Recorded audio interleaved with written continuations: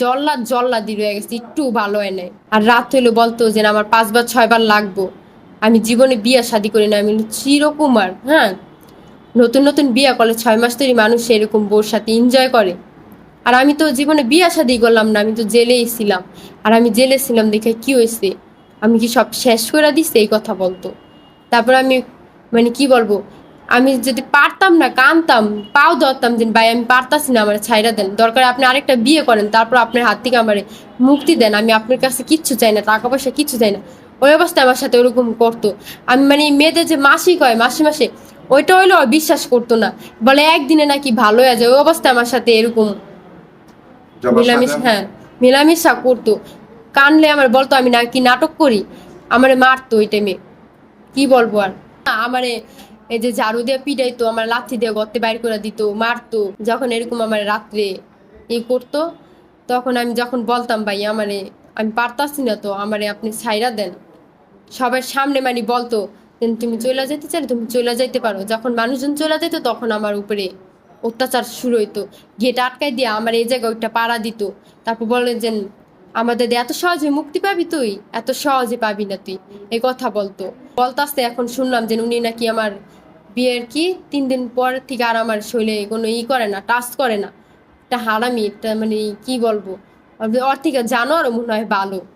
ও এখনো কিন্তু জল্লাদ দিয়ে আছে, মানুষের মানে আসল রূপটা দেখাইতেছে না। আমি ছিলাম ওর সাথে, আমি জানি যে ও কিরকম।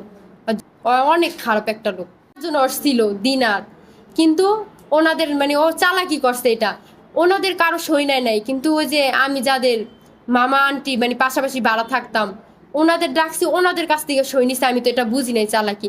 দুটার মধ্যে মানে আমাদের মানুষের সই নিছে, মানে ওদের মানুষের সই দেয় নাই। ও জেলখানার থেকে বের হয়েছে যে এমন একটা মেয়েরে এরকম ফুসলে ফাসলে ভয়ভীতি দেখাইয়া আমি এরকম আবার নতুন করে সরকারের কাছ থেকে টাকা পয়সা আমি যে না আনতে পারি, আবার কিছুদিন যেন খাইতে পারি, আবার যখন ফুরায় যাইব তখন আবার আরেকটা মেয়ের জীবন এইভাবে নষ্ট করবো, এইটা প্ল্যান করে ওই বাইরে জেলখানাতে আমি যাইতে চাই না। এই যে না আপনি আমার এরকম করলেন এরকম করলেন, আমার জোর করে টাইনটা নিয়ে গেছে। আমি আমার মার ঘরে যাই শুয়েছি, আমার ওইখান থেকে আমার টাইনটা নিয়ে গেছে। বলে এখন বিয়ে হয়েছে না, তুই আমার বউ না। বাজার টাজার তো এটা তো ওনারও খাইতে হইব, তো উনি তো না খায় থাকতে পারবো না। উনি যে একটা ইসের ভিতরে বললো যে আমি নাকি সারাক্ষণ টিকটক বানাইতাম, ছেলে বন্ধুদের সাথে আড্ডা দিতাম, রান্না বান্না করতাম না। আমি যদি রান্না বান্না না করে খাওয়াইতাম তাহলে খাইতে কই থিকা। আর যে আমারে মানে আমি তো বিয়ে মানে ওদিন তো রাজি ছিলাম না, ওদিনে আমার ওর ঘরে টাইনা নিয়ে গেছে যে তুই এখন থেকে আমার বউ, তুই আর ওই ঘরে থাকতে পারবি না। হ্যাঁ, আর ওই লোক তারপর পাশের রুমের নানিরা ছিল, এরকম রাত্রে আমি নানিদের, আমার আম্মু তো ওই জায়গায় ছিল না, আমাদের বিয়ে হয়েছে না এর কদিন পর আমার আমার আম্মু আর কি বাসা ছেড়ে ওখান থেকে চলে আসে, কারোর সাথে যোগাযোগ করতে দিত না। এমনকি মাঝে মধ্যে আমার তালা দিয়ে থুয়ে উনি দোকানে যাইতো, বেশিক্ষণ থাকতো না, সারাক্ষণ ঘরের ভিতরে থাকতো। আর এক একটা নিয়ে আমার সাথে বাজাইতো, আমার মারতো, টাকা চাইতো, দোকানে মাল উঠাইতে পারে না, এরকম করতো, যে রুম ভাড়া দিতে পারতো না। এইসব নিয়ে ঘরের ভিতরে থাইকা থাইকা মনে হয় 5 মিনিটে লেগে বাইরে যেন যে সাংবাদিক আসলে ওনাদের সাথে কিরকম দেখতাম ব্যবহার করতো। দোকানে মানে ওনার বাসায় আসতো না, আসলেও ওনাদের সাথে খারাপই করতো। দোকানে যখন আচ্ছা শোনা, জল্লাদ শাহজাহান যেদিন আপনাকে বিয়ে করে সেদিন আপনাকে জল্লাদ শাহজাহান স্ত্রী হিসেবে আপনাকে কি দিয়েছিল? আমাকে কোনো কিচ্ছু দেয়নি। সেই দিন আপনারা কি বাজার করে রান্না করেছিলেন বিয়ের দিন? বিয়ের দিন কিচ্ছু ওরকম রান্না করিনি। সেদিন কি খাওয়া দাওয়া করেছিলেন রাত্রেবেলা? ওরকম তো আর আমাদের যেদিন আমরা তো আর অনুষ্ঠান করে, আমাদের তো আর ওরকম মানে না যে এটা মা বাপে দিতাছে অনুষ্ঠান করে, ওরকম তো কিছু না আমাদের। ওদিন কি রান্না করব, আমার মা নাই বাসায়। আচ্ছা, আপনি এরপরে কি ওই সিদ্ধান্ত নেওয়ার পরে আপনি কি আপনার মার সাথে আলোচনা করে তারপর থানায় গেছিলেন? কোনটা? এই যে জনসাধারণের সাথে আর থাকবেন না এটা? না না, এটা আমার মার সাথে না, আমার মার সাথে কোনো যোগাযোগই ছিল না। হ্যাঁ, মানে ওই যে পাশের রুমে যে নানি আসতে আন্টি আছে, ওনাদের বলতাম নানি দেখো আমার সাথে এরকম রাইতে আমার 4টা 5টা ছাড়া ঘুমাইতে দিত না, আবার সকালে 6টা 7টা, এরকম কি 1-2 ঘন্টা মানুষের ঘুম হয়? বলে কি ও দেখ, তুই দেখ, ও মনে হয় ওষুধ টোষাদ খায়, নাহলে অন্য কিছু খায়, নাহলে এরকম পারার কথা না। হুম, তারপরে ওনারা বলতো যে তোর যে টাকা দেয় নাই, যে সই নিছে, এটা তুই একটা করে রাখবি, রেকর্ডিং করে রাখবি।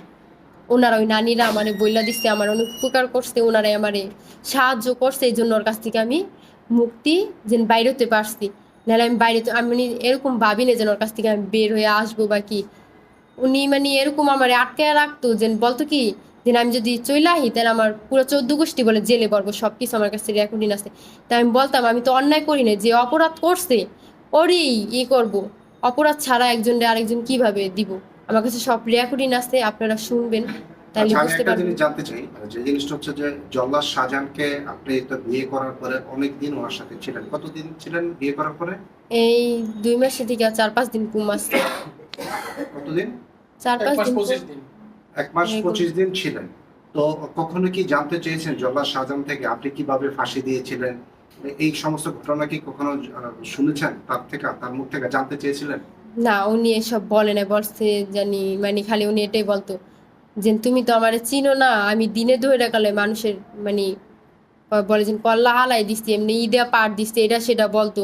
তুমি কি মনে করছো তারপরে আমি জেলখানে এতগুলা মানুষ জল্লাদ ফাঁসি শাহজাহানকে দিচ্ছি? কি ভালোবাসছিলেন নাকি ভয় পাইতেন? ভয় পাইতাম, ওরে কি ভালোবাসি। ভয় পেলে তাহলে বিয়েটা কেন করলেন? বিয়েটাই যে আমার হুমকি দিচ্ছে, আমার মায়ের আমার বাইরে মারবো। এই জন্য? হ্যাঁ। এখন আপনি এই যে থানায় গেলেন অভিযোগ করলেন, আসলে আপনি বললেন যে আপনার যে অত্যাচার করা হয়েছে নির্যাতন, আপনি কি থানায় কি অভিযোগ করছেন? থানায় অভিযোগ দিছি যে ও আমার এই যে টাকার জন্য মারধর করতো, বলতো দোকানের মাল টাল উঠাইতে পারেন না, হ্যাঁ। তারপর আপনার ওই যে একটা কি জানি যে সই নিচ্ছে আমার এরকম এরকম করে এইগুলা মারধর করতে, এইটাই। মামলা করছেন? মামলা করছি, কবে মামলা করছেন? ওইটা আমি আসছি ওর পরের দিনই। ওই যে ও বলছে না যে আমি যেদিন চলে আসছি 2-3 দিন পরে ও মানে মানুষের কাছে হাইটা এটা বলতেছে আমি নাকি ওর ঘর থেকে 7 লাখ টাকা নিয়ে এসেছি, তারপর 3 ভরি নাকি স্বর্ণ নিয়ে আসছি। এই কথা শোনার পরে আমি আবার ইকুড়া থানা থেকে পুলিশ নিয়ে গেছি। পুলিশ নিয়ে যাওয়ার পরে উনি তখন আর বলে না, আর উল্টা কান্দাকাটি করতেছে, কোনো টাকা পয়সা নিয়ে কোনো কথাই উঠতেছে না। আর মানুষে বলতেছে যে ও যদি টাকা পয়সা নিয়ে পলায় যেত তাহলে ওরা আবার পুলিশ নিয়ে কি লেগে এই জায়গায়। একবার না 2বার গেছি, তখনও পুলিশের কাছে কিচ্ছু বলে না। ওই পুলিশ বলতেছে যে তুমি কি চাও, আমি বলছি কি আমি ওর হাত থেকে মুক্তি চাই। বলে তোমার এই জায়গায় কি কি আছে তুমি নাও। ওই পুলিশের সামনে আমি আমার যে কাপড় চাপড় ছিল ওইগুলাই আমি নিয়ে চলে আসছি। উনি বল